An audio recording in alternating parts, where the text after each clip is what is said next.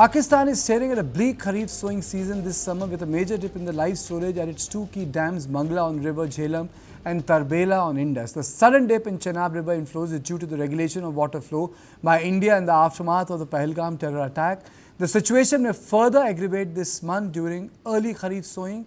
Latest estimate by Pakistan Indus River System Authority shows the country is already facing an overall shortage of 21% in water flow and around 50% in live storage of the two key dams, which play a crucial role in providing water for irrigation in Punjab and Sindh province of Pakistan, and it also helps them generate hydro power. Let me straight away go across to Ambassador Veena Sikri. She joins me. Madam, will now Pakistan start feeling the pinch?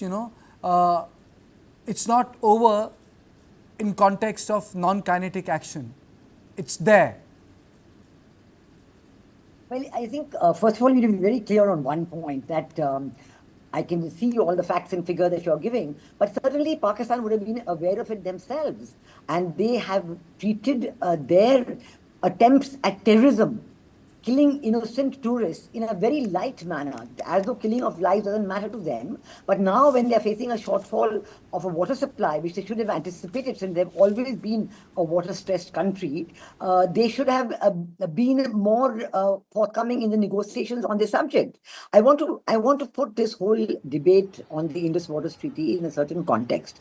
First of all, as we know from the very beginning, this has been a highly unequal treaty. Highly unequal, where Pakistan got 80% of the water supply of this whole group of Indus water rivers, and India got just about 20% or a little more. But even after getting 20%, we find that Pakistan, in fact, was a greater beneficiary by default, because over these decades that have passed by, Indian governments rarely took any action to implement their portion of the treaty and to utilize fully the rivers that were the eastern rivers, which are in our quota. And very often in response to negotiations, in response to objections raised by Pakistan, many projects were just left. Take the Bulla Barrage, for example. There is one example, the Tulbul navigation project, which just left, nothing was done on it. So in fact, the very people of Jammu and Kashmir, who should have benefited greatly from the Indus Waters Treaty, were not benefiting. And one would have thought that Pakistan, out of concern for the people of Jammu and Kashmir, would have had a greater sense of responsibility and reasonableness, but they didn't do that. So over the years, for the last 15 years at least, I have seen, there's been a great demand to look at the Indus Waters Treaty as a point for negotiation with Pakistan, as a point of pressure on Pakistan for the terrorist attacks that they do. And I think finally, the government under Prime Minister Modi, after considering this very seriously, has taken the decision to put the Indus Waters Treaty in abeyance. I think it was a correct decision. And in fact, the reaction that we have from Pakistan proves every day the correctness of this decision. Ambassador Sikri, do you think that, Pakistan can be adventurous in taking kinetic action in context of IWT? Is it a possibility? Well, they have made these threats, as you know, Prime Minister Shehbaz Sharif's statement at the global conference. But we also know that Operation Sindoor is still in force. It has not ended. There is no ceasefire. There is no Yudh Viram. It's only been paused.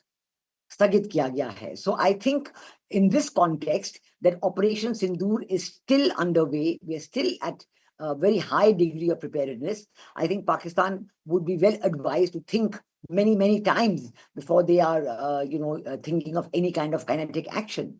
And I think that India is very well aware of the threats that the Pakistan Prime Minister has said, and very well aware of the kind of statements that the newly created Field Marshal has been making. And I think that we are very conscious of that. But we are also conscious of the great what our people have suffered at the hands of terrorism.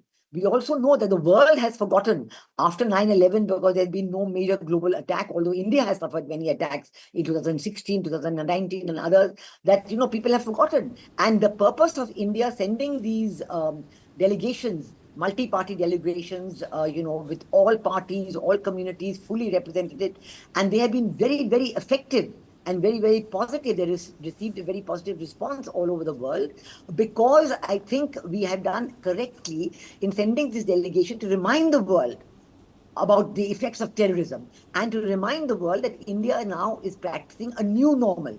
We're not going to be quiet. We're not going to keep quiet when our people are killed, our people are harmed by terrorist attacks. You think terrorist attack is not a kinetic action? Of course, it's a kinetic action. It is an action directly aimed at innocent people. And it tries to, and Pakistan then tries to claim deniability, or saying we don't know anything about it. So India's action on 7th of May, hitting at the terrorist sites in Pakistan, has been very effective in reminding the world that we know where the terrorist support comes from, in reminding the world that every major terrorist attack anywhere in the world has links always directly back to Pakistan. So basically, And I think that this action, if Pakistan is calling for kinetic action, terrorism is an equally kinetic and dangerous action, and there will be a strong response to it every time it comes about. and very quickly, before Madam I close in my show, a minute, do you think that the Operation Sindoor has been really able to redefine deterrence in context to Pakistan, unlike Balakot and Pulwama? Well, Balakot and Pulwama were very specific. They were aimed, of course, yes, Balakot was aimed at their training ground for terrorists. But this time, the combination of what happened on May 7th and on May 10th has proven quite clearly the new normal, because when we took the action on May 7th and hit the terrorist infrastructure and terrorist headquarters, we conveyed to Pakistan that this is our response for the terrorist attack. And we are prepared to let it be at that. But Okay. Pakistan did not stop at that. They immediately launched, attacks, multiple attacks on civilian targets in India, drones and shelling and missiles, and trying to hit even gurdwaras, the Golden Temple, and mosques and schools, and even aiming at Delhi. Correct. So I think in response to all of that, we took the most effective action on May 10th to hit at the Air Force bases. Saying you can't think that you can launch the attacks on India without getting hit at the very source of these attacks are launched, from where they are launched, which are the Air Force bases. And the result of that very direct and very effective attack led Pakistan to run and seek a ceasefire, which we have accepted as a pause, not as a Yudh Viram. Thank you so much. Thank you so much, Ambassador Sikri, for joining me. So this was all I had on Point tonight. I will see you tomorrow at the same time. Thank you.